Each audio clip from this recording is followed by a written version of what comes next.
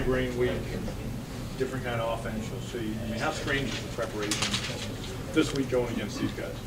Well, the formula is always the same. Everyone just try to understand their assignment and understand their job, but it's extremely difficult against an offense like this and a Georgia Tech that executes it so well. It forces everyone to play definitely assignment football, and everyone has to do their job, and you're even more reliable on the guy next to you to do their job so you can do yours well. So it's just being able to know your job and understand why and be able to trust the guys around you to do their job. So it's definitely going to challenge us this week. This is the game that changed your career last year and kind of got you on the field more.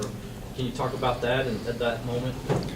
That moment last year was definitely extremely exciting for me and my family, and it just shows that if you're able to prepare and stay ready and be ready when your number's called, that's extremely important, and hopefully it motivates some of the younger guys to prepare like I was able to last year and show once you get your shot, you have to be ready and be able to step up.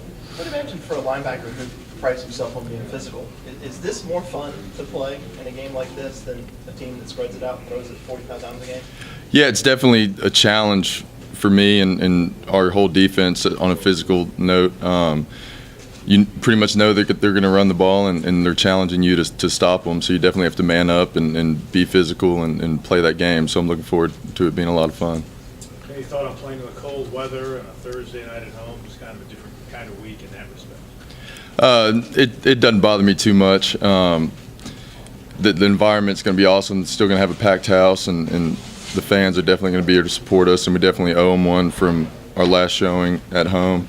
But the cold weather doesn't really get to me too much. I'll be working up a sweat either way, whether it's cold or hot outside. So I'm definitely excited about the environment.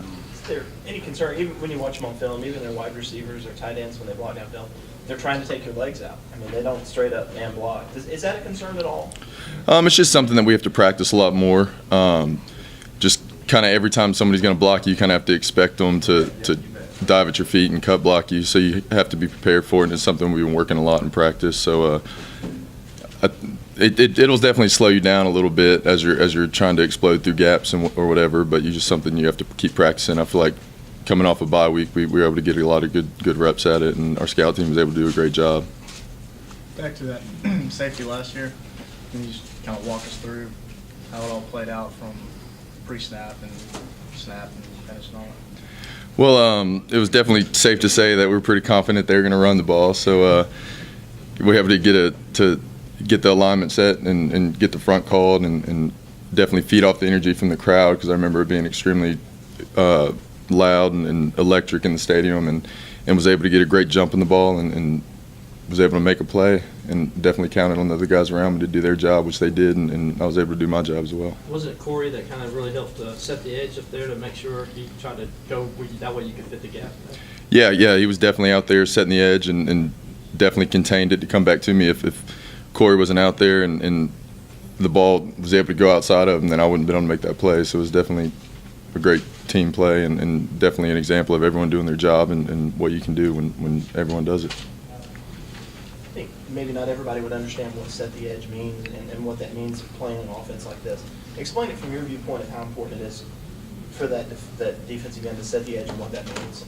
It just means not to let the ball get outside of them and not create too much space and too much field for the guys pursuing to have to play in. If you're able to set the edge and make the ball turn up the field and come back to the rest of your guys when there's only one other guy outside of you versus 9 others inside of you, definitely want to take the odds that and turn the ball back into those guys, and hopefully one of them will be able to come up and make that play.